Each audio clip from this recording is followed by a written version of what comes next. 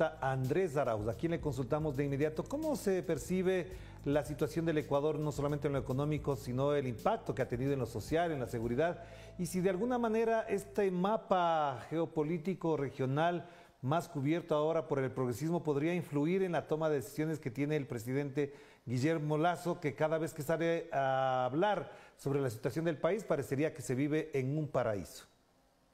Mira, Orlando, Lazo es un fracaso.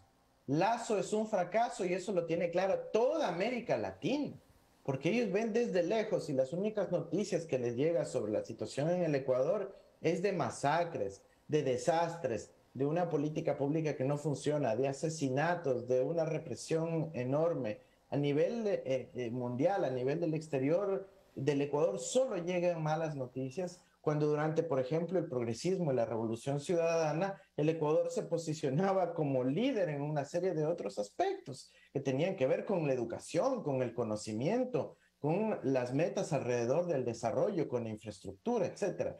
Entonces, realmente vemos que Lazo es un fracaso, eso lo reconoce toda la región. Yo creo que Lazo no puede querer convertirse en un impedimento para esta ola de integración que se viene. Espero que no se atreva a poner vetos a aquello. Tenemos que exigir que nuestro Parlamento esté a la altura y entienda el momento histórico que estamos viviendo y que si el Lazo decide convertirse, ¿no es cierto?, en el portaestandarte del boicot a la integración regional, tomemos acciones del caso, porque no podemos permitir que el Ecuador sea el que boicotee la integración regional y es una ventana de oportunidad demasiado corta para que podamos estar en esos jueguitos. Entonces, yo creo que aquí el Parlamento tiene que asumir también una vocación integradora. Me dio mucho gusto verle, por ejemplo, el presidente de la Asamblea, el señor Saquicela, junto con Roy Barreras, presidente del Congreso colombiano, en un evento en Bogotá hace pocos días. Y creo que ahí hay que meter mucho impulso, mucha fuerza, porque es el momento de retomar UNASUR, es el momento de retomar esa gran línea de acción que Ecuador siempre lideró y que ahora tiene que abocarse nuevamente a ello. Pero en el plano interno, efectivamente, la situación es muy difícil, pero parecería que a la luz de lo que dicen los medios, el propio relato político, y digo, incluso la narrativa mediática, parecería que en este país no está pasando nada. Tú has hecho algunos pronunciamientos, has hecho algunos trinos de Twitter, por supuesto, señalando lo que está pasando. Es decir, hay medidas, hay resoluciones, el Banco Central toma medidas, pero parecería que eso ni se inmuta el presidente y tampoco parecería que podría haber en el corto plazo una modificación de su política económica. Mira, algunos piensan que las acciones de Lazo son de incompetencia, de mediocridad, de incapacidad. Yo no creo eso. Yo creo que lo que está ejecutando es un plan de derecha. Ahora que en su plan de gobierno y en la filosofía de los movimientos de derecha, el Estado no debe hacer nada, eso es lo que pregonan. Entonces, cuando tú tienes un fracaso del sistema de seguridad, es parte de lo que han planificado porque lo que les interesa es privatizar la seguridad. Si no hacen nada en materia de salud, es lo que ellos han planificado porque lo que les interesa es privatizar la salud. Y ahí está, por ejemplo, el caso de las farmacias, etcétera. Si no hacen nada en materia de seguridad social, es porque les interesa privatizar la seguridad social. Y ellos no tienen ningún empacho en decirlo a través de ciertos voceros. Y dicen, sí, es el momento de privatizar la seguridad social, es el momento de debilitar al Estado, es el momento de hambriar a la bestia, como ellos lo llaman, de dejarle sin recursos al fisco y que además, si es que llegan recursos, asegurar tener un andamiaje legal para que los recursos no se puedan utilizar y solo estén destinados, como ahora dice Lazo, que va a ser prepagar la deuda externa con más endeudamiento. Entonces, no es incapacidad, es parte del plan debilitar al Estado, dejar un Estado saqueado que no pueda tener capacidades para que en caso de que pueda llegar una alternativa progresista en el corto plazo, ante el fracaso brutal de la gestión de Lazo, evidentemente el Estado no tenga la misma fuerza para poder retomar aquello.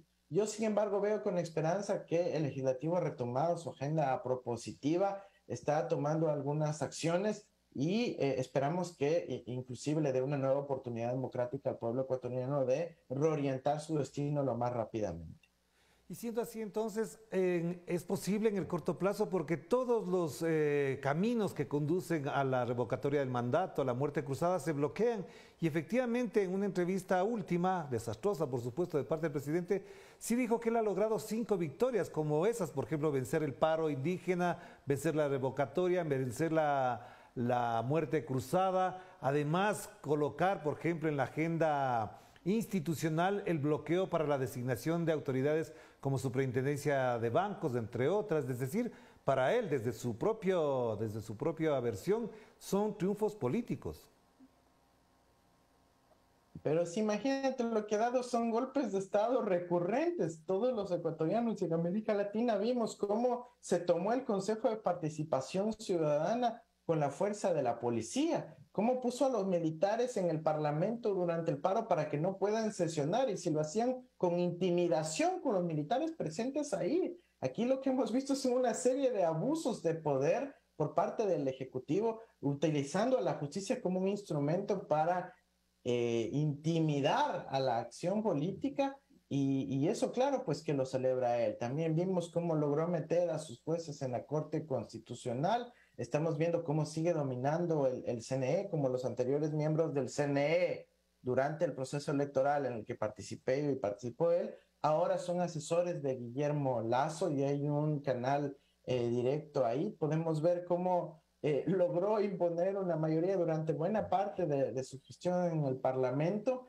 Entonces, vemos ahí que en ese plano no ha habido incompetencia, sino ha habido una manipulación exitosa para evitar que el pueblo ecuatoriano nuevamente tenga una oportunidad democrática de expresarse. Entonces, yo creo que ahí hay que apuntalar bien los esfuerzos, hay que actuar con mucha más táctica y sagacidad para que el pueblo ecuatoriano pueda estar en sintonía, como lo está Orlando, por el reflejo de la votación en términos de tendencias ideológicas. Está a favor de una integración de los pueblos, de un sistema mucho más justo y equitativo, de que se den oportunidades para todos, de que el Estado tenga un rol protagónico en la sociedad, de que podamos lograr una sociedad también más intercultural y plurinacional como dispone nuestra Constitución. Así que yo creo que hay que mantenernos en esa línea. Creo que las fuerzas y la correlación de fuerzas se está dando, y ojalá apenas pasemos y concluyamos esta fase excepcional que genera algunas, digamos, un poco de ruido dentro de la discusión política, pueda nuevamente reorientarse en función de las prioridades nacionales. Ahora, una cosa que no quiero dejar de lado, Andrés, y tiene que ver con que el triunfo de Lula ha desatado en redes sociales, en algunos espacios de discusión, lo que podría y debería pasar en Ecuador. Es decir, uno dicen el retorno de Rafael Correa en el 2025 o el triunfo de los candidatos de la Revolución Ciudadana en las elecciones de febrero del 2023, que son elecciones de alcaldes, prefecturas y también juntas parroquiales. ¿Es posible que este triunfo también estimula y cambia la perspectiva y ese equilibrio aparentemente que había entre el correísmo y el anticorreísmo? Mira, yo creo que el triunfo de Lula también es una alerta para todos, ¿no? El hecho de que Bolsonaro, siendo una catástrofe en términos democráticos, en términos de su mensaje, etcétera, haya tenido el apoyo que tuvo, nos demuestra que el reto es mayor. Significa que hay que fortalecer la organización en lo interno, que hay que tener una estructura bien armada, que hay que tener una presencia en territorio, que hay que dar la lucha popular y social, que hay que tratar de estar en todos los espacios posibles, que necesitamos trabajar junto a organizaciones estudiantiles, de trabajadores, de mujeres, que tenemos que llegar a los barrios, que tenemos que trabajar con los padres de familia del sistema educativo, con los comités de usuarios del sistema de salud, para poder construir tejido social y también tejido productivo con las pymes, con la economía popular y solidaria, con las asociaciones de campesinos, y no solo quedarnos en la discusión de pues la élite política o en las relaciones en el Twitter, sino que tenemos que realmente construir tejido social y productivo para poder enfrentar el embate de estas fuerzas conservadoras que se hace presente en toda la región y también, sin lugar a dudas, en nuestro país. Así que hay que volcarnos al territorio, y esa es una misión que debemos tener todos, más allá de un nombre u otro nombre en términos de la papeleta. lo importante es poder construir un movimiento social, político y productivo que pueda permitir retomar el poder para las fuerzas progresistas al servicio de nuestro pueblo. Una última pregunta, entonces, apelando a lo que ocurrió en el debate presidencial entre Andrés Arauz y Guillermo Lasso cuando le planteabas o la banca o el país. Nos hemos dado cuenta que efectivamente en un año y medio, un poquito más quizás, lo que prima es la banca. ¿Qué implica esto? ¿Hasta dónde esa disputa entre la banca o el país puede traer otro tipo de relaciones, incluso de orden político, en el progresismo ecuatoriano en particular, entre el movimiento indígena y la Revolución Ciudadana, y también los sectores que de alguna u otra manera no votaron precisamente por Andrés Arauz en las elecciones del 2021?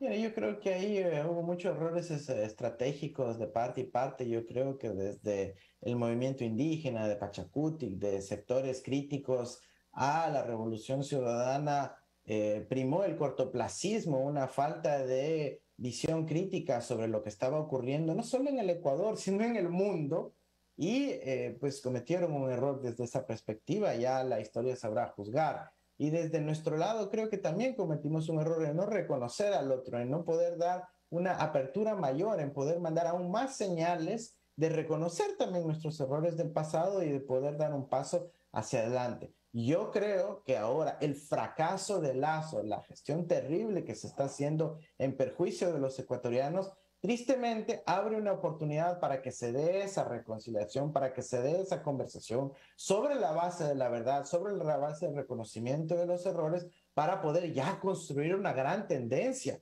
Si ir juntos no significa estar revueltos. Si ir juntos no significa estar revueltos, significa ir juntos, ir poder armando una estrategia programática conjunta que permita superar a las fuerzas nefastas del capital financiero, de la banca nacional e internacional que tienen acosado a nuestro país, y que podamos de esa manera liberarnos de esas fuerzas hegemónicas que han hecho tanto daño al Ecuador, no solo ahora, sino hace 22 años con el feriado bancario, con esa triste expulsión de millones de ecuatorianos de su patria. Así que yo creo que las condiciones están dadas, hay un camino que hay que tomar para avanzar en esa dirección. Mucho de eso yo creo que también tiene que ver con decisiones estratégicas en materia de política exterior, de geopolítica, de poder encontrar la mediación adecuada por parte de otros actores de la región. Y bienvenido sea todo el esfuerzo que se pueda hacer desde el bloque del progresismo, de la izquierda, de la centroizquierda, los partidos que promueven el internacionalismo latinoamericano, para poder finalmente ya lograr este programa común que permita derrotar al neoliberalismo en el Ecuador. Muchísimas gracias, Andrés. Muy importante lo que acabas de mencionar y, por supuesto, atentos a lo que implica ya este triunfo de Lula da Silva en Brasil y, por supuesto, los ecos que conllevan y atraen esta victoria en nuestra región. Te mando un abrazo, que estés muy bien. Muchísimas gracias. Abrazo.